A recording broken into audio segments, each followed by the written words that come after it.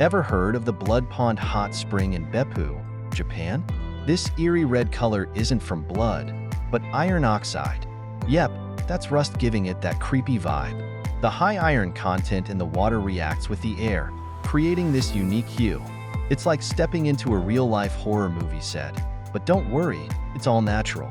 So, if you're up for a spooky soak, this hot spring is definitely one for the bucket list.